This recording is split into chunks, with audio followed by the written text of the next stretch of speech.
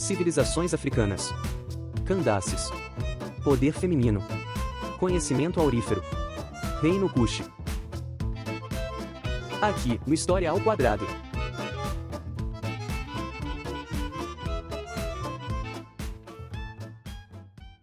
Bem-vindos, exploradores da história. No episódio de hoje, falaremos sobre o Reino Kush, uma das grandes civilizações da antiguidade africana. Um passado cheio de glórias, grandeza e conflitos. Mas antes de irmos, deixe seu like e se inscreva, para ser notificado nos próximos vídeos.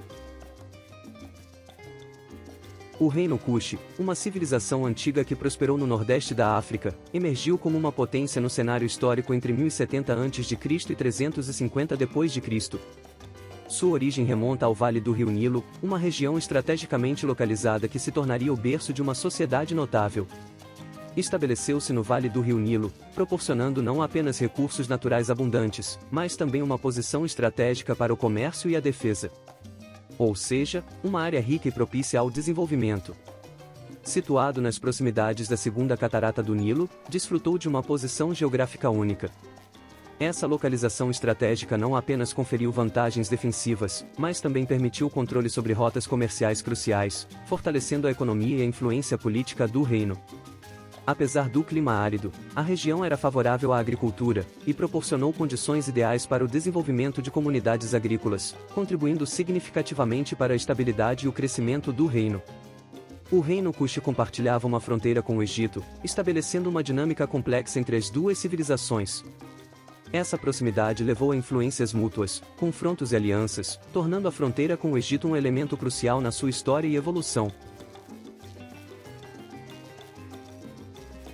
O Reino Kush alcançou sua independência do Egito em um período marcado por transformações políticas.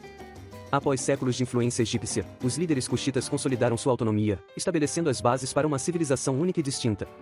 A estrutura política era predominantemente monárquica. Governado por reis e rainhas, a monarquia cuxita desempenhou um papel fundamental na unidade e governança do reino. Os monarcas, muitas vezes considerados divinos, exerciam autoridade centralizada, guiando a nação em tempos de paz e liderando-a em tempos de conflito.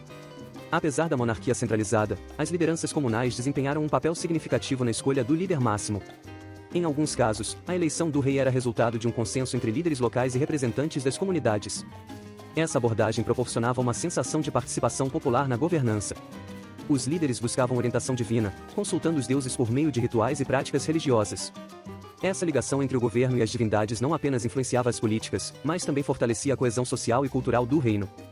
As Candaces, rainhas guerreiras do Reino Kush, destacaram-se como figuras poderosas e influentes. Essas mulheres notáveis não apenas governavam com sabedoria, mas também lideravam exércitos em tempos de guerra, desafiando estereótipos de gênero da época. As Candaces, ao longo da história cuxita, personificaram a força, a sabedoria e a liderança feminina.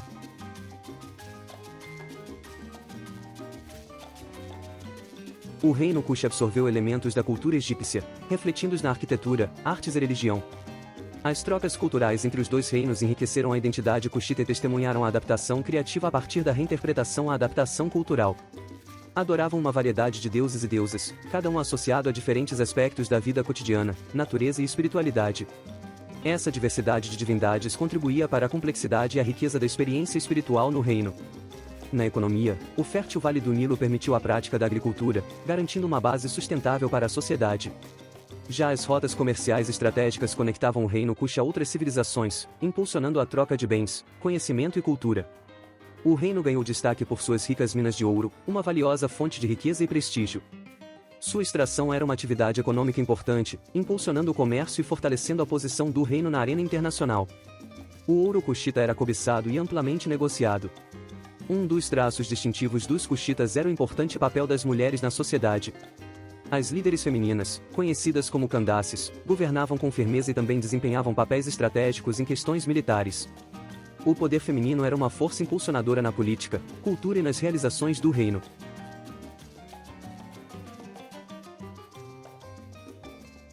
O reinado de Pianqui, no século 7 a.C., foi um dos momentos mais significativos na expansão do Reino Kush.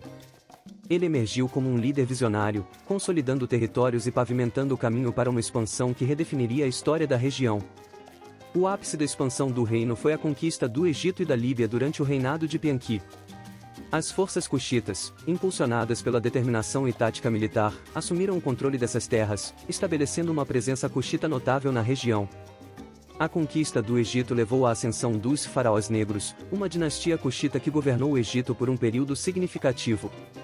Esses faraós tinham suas raízes no reino Cuxi, influenciando a cultura egípcia significativamente. Com seu poder territorial e militar, os cuxitas passaram a controlar as principais rotas comerciais da região. Esse controle lhes rendia vantagens econômicas na cobrança de impostos sobre outros reinos e na definição dos bens que poderiam estar em circulação. Tanto poder gerou tensões geopolíticas na região. Grandes potências mesopotâmicas disputariam o domínio político e econômico nesse período. O confronto com os assírios foi um capítulo crucial na história do reino Cuxi, sendo muito importante para seu destino.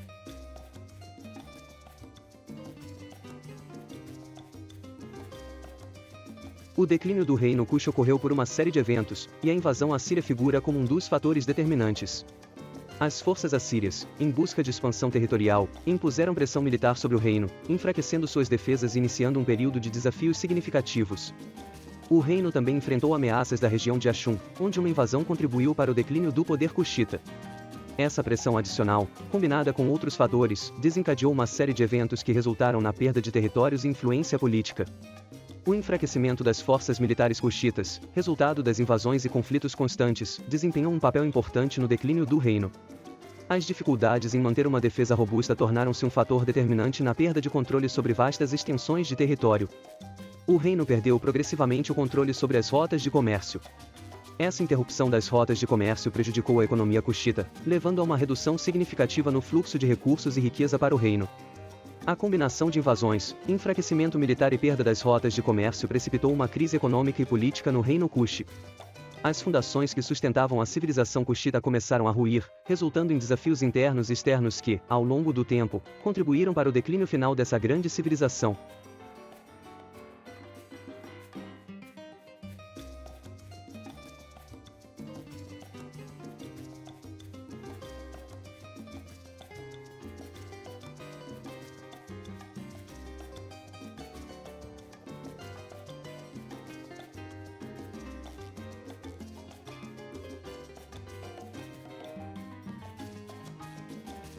E aí, gostou do vídeo?